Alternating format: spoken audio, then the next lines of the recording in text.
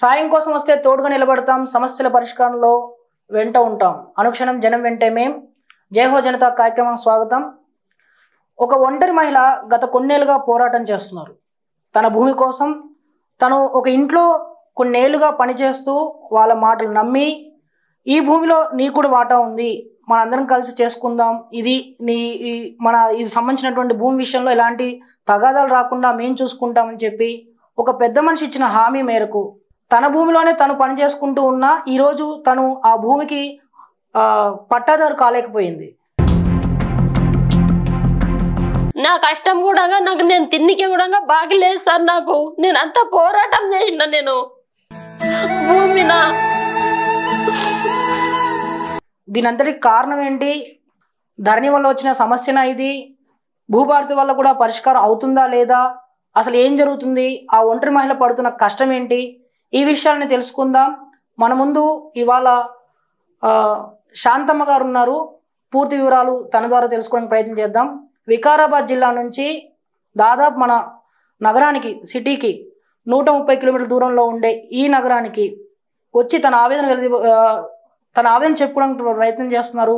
దీని ద్వారా అయినా తన సమస్య పరిష్కారం అవుతుందని తను భావిస్తున్నారు. సో తన పూర్తి వివరాలు ఒకసారి తన ద్వారా తెలుసుకోవడానికి ట్రై చేద్దాం. అమ్మా నమస్తే. నమస్కారం సార్. SV6 గురించి మీకు అంటే ఎవరిచ్చారు సమాచారం? ఇంత దూరం మీరు ఎలా వచ్చారు? అసలు మేము మాకు ఇంత దూరం రావాలంటే మా అన్న ఉంది అన్నట్టు వచ్చేసినాం సార్. ఓకే, మీ అన్నగారి ద్వారా తెలిసింది ఈ సమాచారం. ఇక్కడికి వస్తే సమస్య పరిష్కారం అవుతుంది. అంతేనండి సార్. ఓకే, చెప్పండి అమ్మ, అసలు ఏం జరిగింది? అసలు మీ ఊర్లో మీకు ఏం జరుగుతుంది? ఫస్ట్ నేను నా భర్తకు సంతానం లేకుంటే సార్, సంతానం లేనందుకు పెద్ద భార్య ఒప్పందం అయి నన్ను తీసుకుపోయిన తర్వాత నాకు పిల్లగాడు పుట్టి చచ్చిపోయింది. ఆమెకు పిల్ల 2 నెలల తర్వాత అయిపోయింది. అయినాక వాళ్ళ పిల్లలు కాగానే నన్ను వదిలేసిండ్రు. మళ్ళా పోయినా కొట్టి పంపించిండ్రు సార్. పంపించిన తర్వాత మళ్ళీ కూడా నేను పోయినాక కూడా నెగిలించుకోలేదు. నీకు భూమి రాసిచ్చినా కానీ దాని మీద బతుకుపోయి ఇంకా ఈడ నీకేం ఆశ ఉంది అని దొబ్బి కొట్టి పంపించింది సార్. గాడి కింద కూడా దొబ్బనికే పోతే కూడా నేను ఇది కాలేను సార్. దొబ్బనికి అంత ఇదైతే కూడా ఊళ్ళో పెద్ద మనుషులు కూడా పిల్లలు నంపుకొని కూడా అడిగినరు. నేను ఏం చేయను, ఇట్లా కూడా ఏం చేయను, ఇప్పటి నుంచి మంచిగా పెట్టుకున్నాను కూడా చెప్పి తోలుకొని పోయిండ్రు సార్. తోలుకపోయినాక కూడా మళ్ళీ నెగిలించుకొని పోయిన తర్వాత మళ్ళీ ఊళ్ళో పెద్ద మనుషులు వచ్చిండ్రు, తోలుకొచ్చిండ్రు, మాట్లాడిండ్రు. భూమి ఉంది కాదమ్మా, భూమి రాసి ఇచ్చిండ్రప్పుడు బతుకు, దీని మీద కష్టం చేసుకొని నీ అదృష్టం ఇంత ఉందేమంట అని చెప్పిండ్రు సార్. నేను అంతకే బతుకుంటూనే ఉండ సార్. 45 ఏళ్ళ కొల్లు నేను బతికిన సార్. అంటే కష్టం చేసుకొని పోరాటం అన్న తర్వాత ఇప్పుడు ఆయనకు పట్ట అయింది. నాకు అయినాక చేసిస్తాను చెప్పిండు సార్. చెప్పిన తర్వాత కూడా నేను అంత నమ్మకంతోనే నేను నమ్మకంతో నుండి కూడా ఆయన కూడా ఇంత పని చేసుకొని నేను చేస్తామ్మా నీకు నా బిడ్డలా కానీ కూడా చెప్పిండు. చెప్పిన ఎవరు పేరు మీ అంటే మీకు పట్టదారి భూమి? మీ భర్త పేరు కృష్ణ. ఓకే, ఆయన ద్వారా అంటే సంతానం మొదటి భార్య కలవడంతో మిమ్మల్ని వదిలేశారు. అవును సార్. ఆ తర్వాత మీకు 1 ఎకరం భూమి మీ పేరు మీద రాసిచ్చిండు సార్. అప్పుడున్న కాగితాలు ఏమైనా ఉన్నాయా? ఉన్నాయి సార్. ఓకే, పెద్ద మనుషులు రాసిచ్చిన కాగితాలు ద్వారా రాసిచ్చారు. ఇప్పుడు ఎవరైతే పట్టాదారు అంటే మీకు ఎక్కడ సమస్య వస్తుంది మెయిన్ గా? ఈ పెద్ద మనిషి ఎవరు మీరు ఎవరైతే అన్నారో ఆ పెద్ద మనిషికి అసలు దీనికి సంబంధం ఏంటి? నేను భూమి చేసుకుంటున్నా, నా భూమి నువ్వు ఎవరు చేసుకోనికే, నీదేం సంబంధం ఉంది, నీ పట్టేముంది, నీ పట్ట కాగితాలు ఏముండే నాకు చూపెట్టు. శ్రీనివాస్ రెడ్డి అంటారు సార్. శ్రీనివాస్ రెడ్డి, వెంకరెడ్డి. ఊరి పేరు ఏం పేరు? బండెర్కిచెర్ల సార్. బండెర్కిచెర్ల. ఓకే, మండలం కులకచెర్ల మండలం, వికారాబాద్ జిల్లా కులకచెర్ల మండలం బండివెల్క చెర్ల గ్రామం సార్. అసలుకి ఇప్పుడు ఎకరం ఎంత భూమి అది మీది? 2 ఎకరాలు సార్. పెద్ద బర్గకి ఎకరా, చిన్న బర్గకి ఎకరా అని రాసి ఇచ్చిండ్రు సార్. దాని మీద ఒంటరి మహిళగానే ఉండదు. పెద్దల సమక్షంలో జరిగిన ఒప్పందం ప్రకారం ఇంకా భర్తను కూడా వదిలిపెట్టేసి, అంటే ఆయన మిమ్మల్ని వదిలిపెట్టేశారు, వదిలిపెట్టలేదు. మీరు కావాలని కోరుకున్నా గానీ మీకు అంటే మా అందరం దాంట్లో కూడా మా పాలెదంటే ఎవరు చచ్చినా బతికినా ఏమైనా ఖర్చులు అయినా సావులకైనా ఏదానికైనా నేను భరించుకొని ఊళ్ళోనే ఉంటున్నా సార్. నేను అందరు పాలెదంటే కూడా 10 రూపాయలు కట్టకపోతే కూడా ఏమంటారని కూడా అదే లేదు సిటీలోనే ఉంటారు వాళ్ళు గ్రామం నుంచి వలస వచ్చేసారు హైదరాబాద్ సిటీకి. అవును సార్. ఓకే, మీరు మాత్రం ఒంటరిగానే అక్కడే ఉంటూ జీవనం సాగిస్తున్నారు అదే భూమి మీద. అవును సార్. ఇప్పుడు ఎవరైతే శ్రీనివాస్ రెడ్డి ఉన్నాడో ఆయనకి మీ భూమికి సంబంధం ఏంటో నేను ఆయన భూమి మా అప్పుడు నా భర్త ఉన్నాడు సార్. శ్రీనివాస్ రెడ్డి ఇంటి పేరు ఏం పేరు? గంగంబాయి శ్రీనివాస్ రెడ్డి సార్. గంగంబాయి శ్రీనివాస్ రెడ్డి. ఓకే. అల్లుడు వెంకట్ రెడ్డి అల్లుడు కానిస్టేబుల్. ఓకే. ఈయన ఏం చేస్తారు శ్రీనివాస్ రెడ్డి? పట్వారి సార్. పట్వారి. ఇప్పుడు కూడా కొలువులోనే ఉన్నారు? కొలువులోనే ఉండరు సార్. ఓకే. ఫస్ట్ ఆయన తండ్రి ఉండడు. రెవెన్యూ డిపార్ట్మెంటా? ఏం లేదు సార్, ఇది రెవెన్యూ డిపార్ట్మెంట్ లో ఆయన పట్వారిగా ఇంకా కొనసాగుతున్నారు అన్నమాట. చేస్తున్నాడు సార్. వాళ్ళ నాయన ఉన్నప్పుడు పంచాయతీ మనం ముందలనే ఇంద్రా పిల్ల అన్యాయం అయిపోతుంది, మనకు పట్ట కాగానే ఆ పిల్లకు భూమి పట్ట చేసిరా అని చెప్పిండు సార్. వాళ్ళ నాయన చాలా మంచోడు ఉండే. వాళ్ళ నాయన చచ్చిపోయిన నాన్నగారు పేరు గోపాల్ రెడ్డి. గోపాల్ రెడ్డి గారు. ఓకే. గంగంబాయి గోపాల్ రెడ్డి సార్. ఆయన మంచోడే. ఆయన మంచోడు. ఒక బిడ్డలా మిమ్మల్ని చూసుకున్నాడు. ఆయన చచ్చిపోయిన తర్వాత నన్ను ఇట్లా చేతులు లేపేసిండు సార్. అంటే నేను అనేది ఏంటంటే ఈ 2 ఎకరం భూమి ఉంది కదా, అసలు వాళ్ళకి ఏం సంబంధం ఉంది? ఇప్పుడు దాన్ని వాళ్ళు ఆక్రమించుకోవడానికి ప్రయత్నం చేస్తున్నారు. ఆయన అప్పుడు అమ్మిండు కదా సార్, నా భర్తకు అమ్మిండు. ఓకే. ఎలాంటి కాగితాలు లేవు సార్. ఇప్పుడు ఇదంతా ఇవన్నీ ఆయనకు పట్ట కాలేదు, ఇప్పుడు పట్ట అయింది సార్. పట్ట కానందుకు ఇప్పుడు అయినందుకు ఆయన నన్ను ఇప్పుడు ఇట్లా మురికి తిప్పలు పెడుతున్నారు సార్. 2021లో పట్ట అయిపోయింది సార్. ఇప్పుడు మొత్తం వాళ్ళ ఎంత భూమి ఉంది? వాళ్ళది 63లో 12 ఎకరాలే ఉంటది సార్. అది అయిన తర్వాత ఆయన ఇప్పుడు మురికి తిప్పలో పెట్టేస్తున్నాడు సార్. కంది పంట వేసినా చెడగొడుతున్నాడు, ఏది వేసినా చెడగొడుతున్నాడు సార్. పట్ట కాలేకుండా వీళ్ళకి ఇచ్చినాక ఆయనకు పట్ట కాలేదు, నాకు పట్ట అయినాక మీకు ఇస్తా అంటాను అన్నాడు. కానీ ఇప్పుడు నేను చెప్తా విషయం ఏంటంటే నాకు అర్థమైంది. ఎప్పుడైతే మీ వారు కొనుక్కున్నారో భూమి అప్పుడు తీసుకున్నప్పుడు ఎలాంటి కాగితాలు లేవు, కేవలం రాతపూర్వకంగా మీ మధ్య జరిగిన ఒప్పందాలు మాత్రమే ఉన్నాయి సార్. సో ఎప్పుడైతే ధరణి వచ్చిందో, ధరణి తర్వాత ఇక ఇదంతా స్టార్ట్ అయింది. ధరణి వచ్చిందో ఆ ధరణిలో ఆయన పేరు రాసేసుకున్నాడు. ఎలాగైనా రెవెన్యూ డిపార్ట్మెంట్ అన్నారు కాబట్టి శ్రీనివాస్ రెడ్డి ఆ భూమిని తన పేరు మీద పట్టా అయితే చేయించుకున్నాడు సార్. అట్లా ఇప్పుడు పూర్తిగా భూమి అంతా మీ పేరు మీద ఉంది. అయితే అంటే మీ పేరు మీద కాదు, సారీ శ్రీనివాస్ రెడ్డి పేరు మీద ఉంది. ఇప్పుడు మీకు ఎలాంటి హక్కులు లేవన్నట్టు వాళ్ళు చెప్తున్నారు అన్నమాట. ఏం లేదు, నీ తను ఏం కాగితం ఉంది తీసుకురా, నీదేమన్నా అధికారం ఉంటే నాకు చూపెట్టు అని మాట్లాడతారు. ఇప్పుడు ఆ ఊర్లో అందరికి తెలుసా? అందరికి తెలుసు సార్, ఊరు మొత్తానికి తెలుసు సార్. మరి ప్రజావాణికి గానీ లేకపోతే వాటికి గానీ వెళ్ళారా మీరు? కలెక్టర్ ఫిర్యాదు చేయడం? కలెక్టర్ ఫిర్యాదు చేసినాము, దరఖాస్తు ఇచ్చిండు, ఎంఆర్ఓకి ఇచ్చిండు. ఎంఆర్ఓ కూడా ఎన్నిసార్లు పోయినా నీదేముంది అమ్మా, నీదేం కాగితాలు తీసుకురా అంటున్నారు సార్. పోలీస్ ఇన్క్వైరీ కూడా చేసుకున్నారు. పోలీస్ ఇన్క్వైరీ చేసుకుంటే శాంతమని ఉంది కాస్తలు అని చెప్పిండ్రు సార్. పోలీసు వాళ్ళు కూడా ఇన్క్వైరీ అయిపోయింది కానీ ఎంఆర్ఓ రాలేడు సార్. రాలేదు. ఇప్పుడు కొత్త ఎంఆర్ఓ వచ్చినాక కూడా మళ్ళీ పోయి కలవలేదు సార్. నేను మళ్ళీ కొత్తగా ప్రజావాణిలో ఏమైనా అప్లై చేశారా? చేసిన సార్, మొన్న చేసిన సార్. ఓకే. ఇంతకుముందు గతంలో ఎప్పుడు చేశారు? ఇంతకు ముందు చేసినాం కానీ అవి మొత్తం తీసేసిండు సార్. అన్ని ఆయన చేతిలో ఉండవు కాబట్టి మొత్తం తీసేసిండు. ఓకే. సో శాంతమ్మ గారు 2024 ఆగస్టు 5న ప్రజావాణిలో ఒక అప్లికేషన్ అయితే పెట్టుకున్నారు. సర్వే నెంబర్ 63లో ఉన్నటువంటి భూమి సంబంధించినటువంటి బండ వెలికిచెర్ల గ్రామంలో ఉన్న భూమి సంబంధించినటువంటి ఆ భూమిని తనదిగా చెప్పుకుంటూ 2024 ఆగస్టు 5న అయితే ఒక దరఖాస్తు పెట్టుకున్నారు. కానీ ఏడాది కావస్తున్నా ఇప్పటివరకు దానిపైన ఎలాంటి చర్యలు లేవని చెప్పి తను ఆవేదన వ్యక్తం చేస్తున్నారు. కలెక్టర్ కూడా 2024 జూలై 22న దాదాపు ఏడాది కావస్తుంది, ఇక్కడ కూడా ఒక అప్లికేషన్ అయితే పెట్టుకున్నారు కలెక్టర్ కార్యాలయానికి కూడా. దానిపైన కూడా ఎలాంటి చర్యలు లేవని చెప్పి తను చెప్తున్నారు. సో అక్కడ ఉన్నటువంటి గ్రామంలో ఉన్నటువంటి ఎవరైతే గోపాల్ రెడ్డి గారి తనయుడు గంగంబాయి శ్రీనివాస్ రెడ్డి చేస్తున్న అరాచకంగా తను ఆవేదన వ్యక్తం చేస్తున్నారు. అలాగే శ్రీనివాస్ రెడ్డి అల్లుడు వెంకటరెడ్డి పోలీస్ డిపార్ట్మెంట్ అంట. సో ఆ వెంకటరెడ్డి చేసే నిర్వాహకం వల్ల ఇటు వీళ్ళు ధనాన్ని, ఇటు అధికారాన్ని, పవర్ని, మనీ అండ్ పవర్ ఈ రెండింటిని యూజ్ చేసుకొని వాళ్ళు అక్కడ ఉన్నటువంటి అంటే శాంతమ్మని తన భూమిలో తను పని చేసుకోకుండా చేస్తున్నారు. ఈ ఇద్దరి మధ్య ఒప్పందం ఒకప్పుడు వాళ్ళ అంటే గోపాల్ రెడ్డి బతుకున్నప్పుడు జరిగినటువంటి ఒప్పందాన్ని కూడా కాలరాస్తూ గోపాల్ రెడ్డి శాంతమ్మ భర్తకు ఈ భూమిని అమ్మారు. ఆయన కొనుక్కున్నాడు. సరే, తను ఇద్దరు భార్యలు సంబంధించినటువంటి వివాదం రాబోతుకి రెండో భార్యకి 1 ఎకరంగా ఇచ్చేసి తను పట్టణానికి వలస వచ్చేసాడు.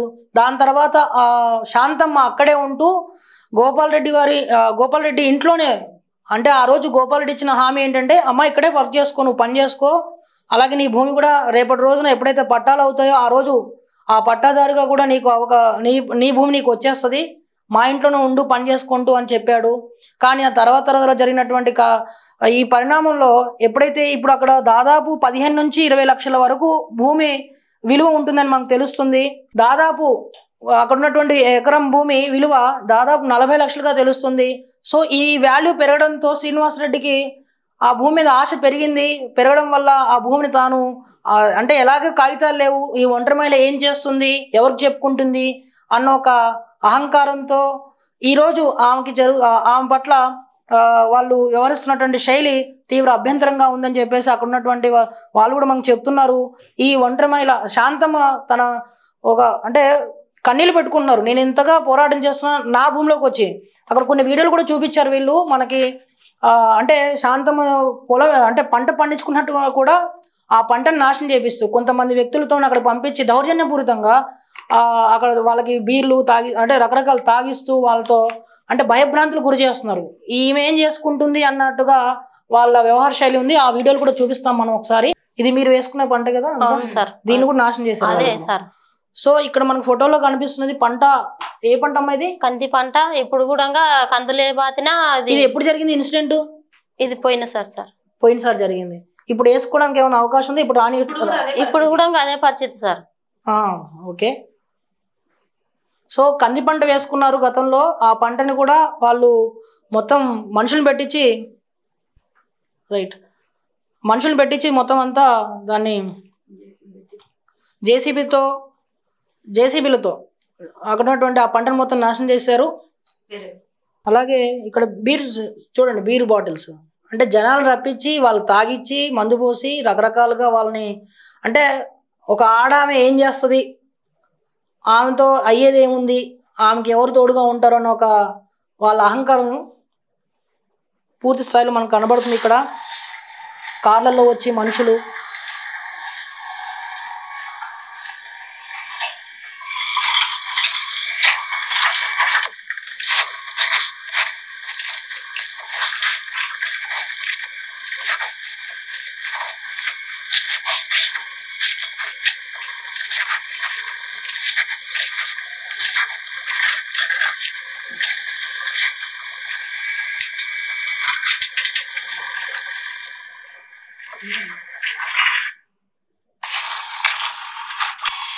ఇక మనుషులు కనబడతారు ఇక్కడ.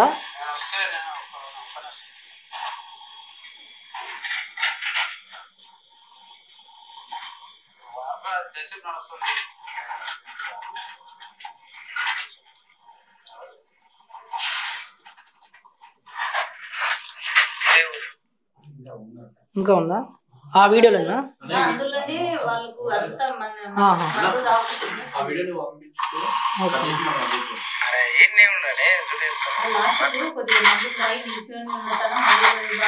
ఓకే, ఇది ఒకసారి చూడు.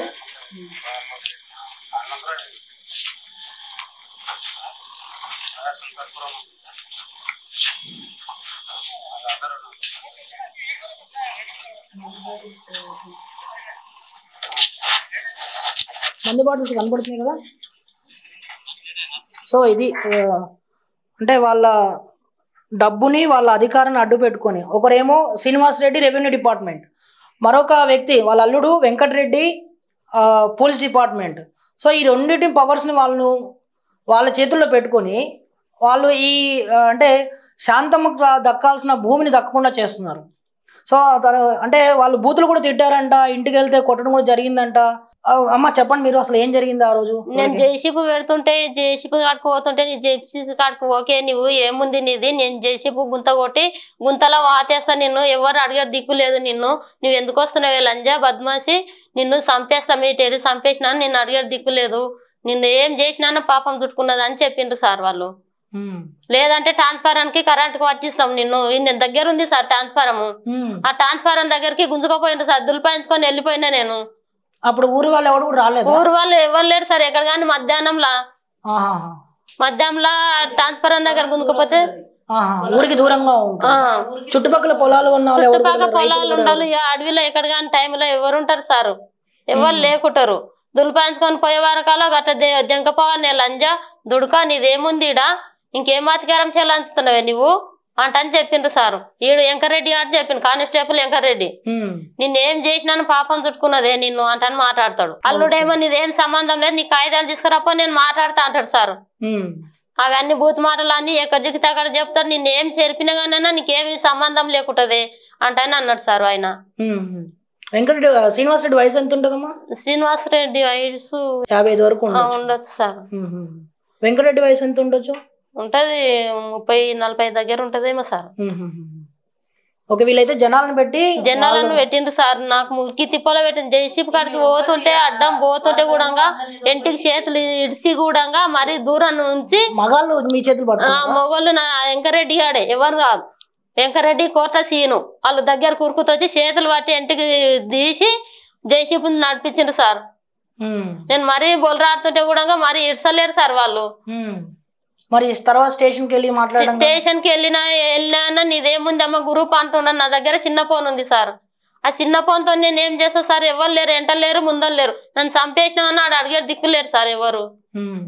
మరి ఘోరం చేసింది సార్. అది చేస్తే నాకు మస్తు చాలా బాధ అనిపిస్తుంది సార్ నాకు. అయితే ఇప్పుడు మనకి అంటే ఎంఆర్ఓ నుంచి ఆఫీస్ నుంచి కూడా ఎవరు రాలేదు సార్. అర్జీలు పెట్టుకున్నా కానీ వృధా రాలేదు సార్. పోలీసు డిపార్ట్మెంటే వచ్చింది సార్. వాళ్ళే తోవాడిపోయింది సార్. వాళ్ళకు నాకు పోలీసు వాళ్ళు రాను మళ్ళీ చూడా బంద్ చేయ పోను. వాళ్ళు పోయే వరకల్లా మళ్ళీ ఇక్కడ చాలా చేస్తారు సార్. తాగి మొత్తానికి తాగుతున్నారు. చాలా కంగాలు చేసిండ్రు సార్. చేసినాక వాళ్ళు వచ్చి ఆపిపోయినాక కూడా మళ్ళా పోతున్నారు వాళ్ళు. వీళ్ళు వస్తున్నారు మళ్ళీ అటెండ్ చేస్తున్నారు సార్. ఆడు కూడా మస్తు పోలీసు వాళ్ళు వచ్చిండ్రు, ఇన్కోట్ చేసుకున్నారు. అంతా అయిపోయినా కానీ ఇంటలేరు. ఎంఆర్ఓ కూడా రాష్ట్ర కలెక్టర్కి వెళ్ళి ఎంఆర్ఓకి ఇస్తే కూడా ఎంఆర్ఓ పట్టించుకోలేరు సార్. పాత ఎంఆర్ఓ ఆ ఎంఆర్ఓ నుంచి ఎవరైనా వచ్చి అక్కడ పర్యవేక్షించి అక్కడ చూసి తనిఖీలు చేసి ఎంక్వైరీ చేస్తే విచారణ చేస్తే రాలేదు సార్. అలాంటిది కూడా ఏం జరగలేదు, చేయలేదు సార్. పోలీసు వాళ్ళ వరకే అయింది సార్ ఇంతవరకు. ఇన్కోరు ఎంఆర్ఓ నుంచి రాలేరు సార్. ఎంత ఆత్మీయాన్ని వస్తలేవు సార్. నీ ముందర నేను పెట్రోల్ కోసం వస్తా సార్ ఇడంటాను కూడా చెప్పిన సార్. ఏం పేరు ఎంఆర్ఓ పేరు? అప్పుడున్న ఎంఆర్ఓ పేరు ఈ పేరు తెలియదు సార్. ఇక పేరు ఎందుకు అడగాలి? అట్లా కూడా పోయిన ఏడాది ఈ ఏడాదే పోయినసారి పోయిన ఏడాది 2024లో జరిగింది. ఇప్పుడు కూడా మళ్ళా ఈసారి కూడా పంట కందులు వేసిన పెసాలు చల్లిన. ఆయన వచ్చి మొత్తం చెరిపేసి మళ్ళీ ఆయన కూడా పెసాలు చల్లిండు. నేను కంది పంట పెట్టేసిన సార్. మళ్ళా అయినా పోరాటం చేస్తూనే ఉన్నా సార్. ఆగకుండా చేస్తాను. నన్ను చంపినా సరే, నేను భూమిలో నా పానం పోయినా సరే నేను ఇస్తాను భూమిని అంటని చెప్పిన. నీవు కోర్టుకి ఇస్తావా ఏడికి ఇస్తావా? నీవు కోర్టు కూడా వేసిండు సార్. కోర్టు ఏ నిర్ణయం అయితే ఆ నిర్ణయం మాట్లాడదామని కూడా చెప్పిన. ఆయన ఇన్నటలేదు. మళ్ళీ వచ్చిన భూమి పొలం దున్నుతున్నాడు. నీదేముంది కాగితం చూపేటాన్ని అడుగుతున్నాడు సార్. ఇన్ని దినాలకు నన్ను కష్టం చేపించుకున్నాడు. ఆయన బట్టలు వినిపించుకుని అన్ని చేపించుకొని కూడా నాకు ఇంత అన్యాయం చేసిండు సార్ వాడు. అట్లా ఉల్టా మీ మీద విషయం చెప్పండి. పంట వేసిన తర్వాత నా పంట జరిపిండని మొత్తం నా మీదే రిటర్న్ అయ్యి మళ్ళా కేసు పెట్టింది సార్. ఓకే, వాళ్ళు వచ్చి భూమి మీద దౌర్జన్యం చేయకూడదు కాకుండా మళ్ళీ వాళ్ళు రిటర్న్ మళ్ళీ మీ మీద కేసు పెట్టింది సార్. వాళ్ళ భూమిని మీరు చేసినట్ట వెంకరెడ్డి గారు. ఇప్పుడు శ్రీనివాసరెడ్డికి ఏమైనా రాజకీయం పలుకుబడి ఏమైనా ఉందా అక్కడ? ఉన్నదేమో సార్. మనమైతే ఏం చూడలేము కదా సార్. మొత్తం అందులో మిన్నే చేపిస్తున్నాడు. మీ ఎమ్మెల్యే గారి దగ్గరికి వెళ్ళడానికి ఏమైనా ప్రయత్నం చేశారా? ఎమ్మెల్యే దగ్గరికి వెళ్ళలేదు సార్. కలెక్టర్ ఆఫీస్ కే వెళ్ళినాం.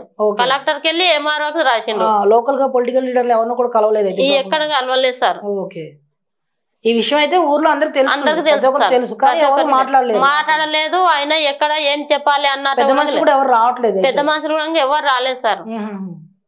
అని చెప్పడానికి ట్రై చేశారు ఎవరు పెద్దవాళ్ళు? మాట్లాడినాం సార్. అయినా కానీ నాడు మురుగుడు అమ్మా ఏం చేస్తావు నీవు ఇక ఒకదానవు అన్నట్టు అన్నారు సార్. అంటే వదిలేసుకోమన్నట్టుగా మాట్లాడుతున్నారు తప్ప ఎవరు కూడా సరే ఒక మాట మాట్లాడదామని ముందుకొచ్చి ఎందుకు ఇట్లా చేస్తున్నావు అని కూడా అనలేరు సార్ ఎవరు. ఇప్పుడు మీ వారు ఎవరైతే వలస వచ్చారో హైదరాబాద్ కి, ఆయన ఒకసారి వచ్చి మాట్లాడే అవకాశం ఉందా? ఏం లేదు సార్. ఆయన మాట్లాడేది ఏం లేదు. నా బాధ నాకే ఎరుకుంటుంది. అంటే గతంలో ఆయనే కదా మీకు ఇచ్చింది, ఒకటేదో ఒప్పందం జరిగింది కాబట్టి. అవును సార్. ఆ విషయం చెప్పడానికి ఆయన ఏమైనా వచ్చే అవకాశం ఉందా? ఏం లేదు సార్. ఆయన రారు. ఏది ఉన్నా కానీ ఇంకా నేనే చూసుకోవాలి సార్. ఎవరైతారు సార్? ఏ అన్నదమ్ములు అవుతారు, ఏ అక్కజేయాలి అంటే మన బాధ మనమే అంగలార్చుకోవాలి. వానికి ఎందుకు చెప్పాలి, ఎందుకు ఇబ్బంది పెట్టాలి? ఓకే, శాంతమ్మ గారి సమస్య పైన కొలికిచెర్ల మండలం, వికారాబాద్ జిల్లాలోని కొలికిచెర్ల మండలం ఎంఆర్ఓ మనోహర్ చక్రవర్తి గారితో ఒకసారి ఈ విషయం పైన మనం మాట్లాడదాం. తనేమంటారో దీనిపైన వారి నుంచి వచ్చే ఒక హామీ ఏదైతే ఉంటుందో తెలుసుకునే ప్రయత్నం చేద్దాం. సార్ నమస్తే. సార్ నమస్తే. నమస్తే సార్, నేను SV6 న్యూస్ నుంచి మాట్లాడుతున్నాను సార్. సతీష్ నా పేరు. చెప్పండి సార్, ఇది ఇక్కడ మన బండవెల్కిచర్ల గ్రామం నుంచి శాంతమ్మ అనే ఒక ఆమె వచ్చింది సార్, బాధితురాలు. సో తను ఏమంటున్నారంటే తన భూమిని ఒకరు ఆక్రమించుకున్నారు, అంటే అక్రమంగా పట్టా చేసుకొని తన భూమిలో వాళ్ళు దౌర్జన్యం చేస్తున్నారని చెప్పి తను అంటున్నారు సార్. గతంలో ఉన్నటువంటి MRO గారికి పలుసార్లు విజ్ఞప్తి చేసినా ఎలాంటి చర్యలు తీసుకోలేదు, కనీసం ఒక ఎంక్వైరీ కూడా చేయకుండా ఉండిపోయారు. కొత్తగా ఇప్పుడు మరొక MRO గారు వచ్చారు, తన ద్వారా తనకు న్యాయం జరుగుతుందేమో అని ఆశిస్తున్నట్టుగా తెలుపుతున్నారు. కొద్దిగా మీరు ఓకే ఓకే అండి, ఆఫీస్కి అదే వాళ్ళు తనైతే ఏమంటున్నారంటే ఎప్పుడండి మండే రమ్మంటారా? ఓకే అండి. శాంతమ్మ తన పేరు, బండవెల్కిచర్ల గ్రామం. ఓకే అండి, థ్యాంక్ యూ అండి, థ్యాంక్ యూ. ప్రస్తుత కొత్త MRO మనోహర్ చక్రవర్తి గారు కూడా స్పందించారు. ఈ సమస్యపై తను చర్యలు తీసుకోవడానికి సిద్ధంగా ఉన్నట్టు చెప్తున్నారు. సోమవారం రోజు అయితే వచ్చి కలవమని చెప్తున్నారు. వచ్చి తను సంప్రదిస్తే దీనిపైన పరిష్కారం దిశగా తను అడుగులు వేస్తా అన్నట్టుగా తను మాట్లాడుతున్నారు. MRO ఆఫీస్ నుంచి ఒక అధికారి ఎవరైనా వచ్చి అక్కడ విచారణ చేస్తే తనకు న్యాయం జరిగే అవకాశం ఉందని తను భావిస్తున్నారు. కానీ ఇప్పటివరకు అలాంటి ప్రయత్నం ఏది జరగలేదు. ఒక MRO నుంచి కానీ, ఒక RDO కానీ, ఆ శాఖ నుంచి, రెవెన్యూ శాఖ నుంచి ఎవరన్నా వచ్చి కనీసం అక్కడ విచారణ చేస్తే అసలు విషయం తెలుస్తుంది, ఆ భూమి తనదే అని ఒక రుజువు అవుతుంది, అది తనకి ఎంతో ఉపయోగపడుతుందని చెప్పి తను ఆవేదన వ్యక్తం చేస్తున్నారు. కానీ ఇప్పటివరకు అలాంటి ప్రయత్నం ఏది కూడా జరగలేదు. అంటే కలెక్టర్ ఆఫీస్ చుట్టూ తిరిగినా ఎలాంటి ఫలితం లేదు, ఇటు MRO ఆఫీస్ చుట్టూ తిరిగినా కానీ ఎలాంటి ఫలితం లేదు. అంటే ఏళ్ళుగా ఇది గడుస్తూనే ఉంది. అంటే ధరణి నుంచి వచ్చిన లోపమా ఇది? కొత్తగా భూభారతి కూడా వచ్చింది. మరి ఇప్పటికైనా ఆ సమస్యను పరిష్కరించడానికి ట్రై చేస్తారా? ప్రభుత్వం నుంచి ఎలాంటి హామీ దొరుకుతుంది? అంటే ఒక ఒంటరి మహిళను చూసుకొని రెచ్చిపోతున్నటువంటి ఆ శ్రీనివాసరెడ్డి పైన, అంటే ఆ గంగంబాయి శ్రీనివాసరెడ్డి, అలాగే ఆయన అల్లుడు వెంకటరెడ్డి, అంటే తను ఆరోపిస్తున్న ప్రకారం చూస్తే, అంటే మన దగ్గర ఉన్నటువంటి వీడియోలు కనుక చూస్తే కనుక వాళ్ళ దౌర్జన్యం మనం కళ్ళకు కట్టినట్టు కనపడుతూనే ఉంది. తన దగ్గర ఉన్న ఒక చిన్న స్మార్ట్ ఫోన్ కూడా లేదు. కానీ అది వీడియో కూడా ఆ దూరం నుంచి ఎవరో ఒక ఆయన, అంటే ఆ బాధ తెలిసిన ఒక వ్యక్తి తీసినటువంటి వీడియో. ఆ వీడియో ఇప్పుడు మనకు దొరికినటువంటి చిన్న ఆధారం. అలాగే గతంలో ఉన్నటువంటి పెద్దలు ఇచ్చిన, అంటే వాళ్ళ నాన్నగారు స్వయంగా శ్రీనివాసరెడ్డి తండ్రి ఇచ్చిన హామీ ఇది. ఆ హామీని, అంటే గతంలో మనం విన్నాం, తండ్రి ఇచ్చే మాట ఇస్తే కొడుకు నిలబెట్టుకుంటాడని. కానీ ఇక్కడ అలాంటి పరిస్థితి లేదు. కలికాలం అన్నట్టు నిజంగా కలికాలం అన్నట్టు అయిపోయింది. అంటే కొడుకు పూర్తిగా ఆ మాటను పక్కన పెట్టేసి తన ఇష్టానుపూర్వకంగా ఆ భూమిని మొత్తం తనే సొంతం చేసుకోవడానికి దాదాపు 40 లక్షల రూపాయలు విలువ చేసే ఆ భూమిని అంటే వాళ్ళ పరం చేసుకోవడానికి వాళ్ళు ఎంతకైనా తెగించడానికి రెడీగా ఉన్నారు అని తన మాటలను బట్టి మనకు అర్థమవుతుంది. సో ఈ విషయంలో SV6 వేదిక ఈ జై హో జనతా కార్యక్రమం ద్వారా తన ఆవేదన వ్యక్తం చేశారు. దీని ద్వారా ఏదన్నా మనం, అంటే తనకు ఉపయోగపడుతుందని మనం ఆశిస్తున్నాము. దీన్ని అధికారుల దృష్టికి తీసుకువెళ్తాము, ప్రజాప్రతినిధుల దృష్టికి తీసుకువెళ్తాము. ఖచ్చితంగా శాంతమ్మ గారికి ఒక న్యాయం జరిగే విధంగా మేము ప్రయత్నం చేస్తామని హామీ ఇస్తున్నాం. అమ్మా, ధన్యవాదాలు ఇంత దూరం నమ్మి మా దగ్గరకు వచ్చినందుకు. అవును సార్, నాకు న్యాయం చేయాలి సార్. ఎవరైనా నాకు న్యాయం చేయాలి సార్. పోలీస్ అయినా, ఆఫీసర్ అయినా, ఎవరైనా నాకు న్యాయం కావాలి సార్. అన్యాయం అయితే ఏం లేదు సార్. నేను బతికేదే భూమిన, నా రెక్కలిరుగా కష్టం చేసుకొని చేనుల గుట్టలు చెట్టాన్ని సాపు చేసుకొని చెరువులాగా చేసేసిన సార్. నా కష్టం కూడా నేను తిన్నికి కూడా బాగా లేదు సార్. నేను అంతా పోరాటం చేసిన, నేను భూమిన. ఖచ్చితంగా మేము కూడా ప్రయత్నం చేస్తామమ్మా, మీరు బాధపడకండి. ఆ భూమి విషయంలో మా వంతు కూడా పోరాటం, కృషి ఉంటుంది మీకు న్యాయం జరిగే వరకు. ఈ భూభారతి ద్వారా కూడా ప్రయత్నం చేయండి ఒకసారి. చేసిన సార్, చేసినా కానీ ఇంతకు ముందు చేసిన అన్న చెడగొట్టింది సార్ మొత్తం. ఆయన చేతుల పని భూభారతి ద్వారా ట్రై చేసిన సార్. ప్రజావానికి వెళ్ళండి. భూమి ద్వారా నేను అప్లై చేసుకున్నా సార్. దాని నుంచి నాకేమైనా ఉపాయం అవుతుంది అని అంతా కూడా చేసేసుకున్నా సార్. నేను ఇప్పుడు మీ గ్రామం పరిగి నియోజకవర్గం కింద వస్తుంది. సో పరిగి ఎమ్మెల్యే గారు రామ్మోహన్ రెడ్డి గారు, సరే ఆయన దృష్టి కన్నా దీన్ని తీసుకెళ్ళడానికి ప్రయత్నం చేస్తాం. ఈ విషయంలో ఈ వేదిక ద్వారా ఆయన దృష్టికి కూడా ఇది వెళ్ళడానికి, అంటే మనకు అక్కడ ఉన్నటువంటి వ్యవస్థ ద్వారా మేము ప్రయత్నం చేస్తాం. ఖచ్చితంగా మీకు న్యాయం జరుగుతుంది. మీరు ఆయన్ని కలవడానికి కూడా ట్రై చేయండి.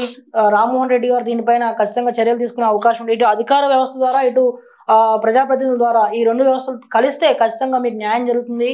మీరు ఈ విషయంలో ఎలాంటి ఆందోళన చెందిన అవసరం లేదు. మా SV6 వేదిక ద్వారా మీకు హామీ ఇస్తున్నాం. సో ఇది సంగతి. మనం అంటే శాంతమ్మ గారి ఆవేదనని మనం ప్రపంచాన్ని తెలియజేసే ప్రయత్నం చేశాం. దీని ద్వారా అంటే అధికారులకు అలాగే ప్రజాప్రతినిధులకు ఈ విషయం చేరి త్వరితగతిన ఆమెకి ఒక న్యాయం జరుగుతుంది అని మనం భావిస్తున్నాం. ధన్యవాదాలు. జై హో జనతా.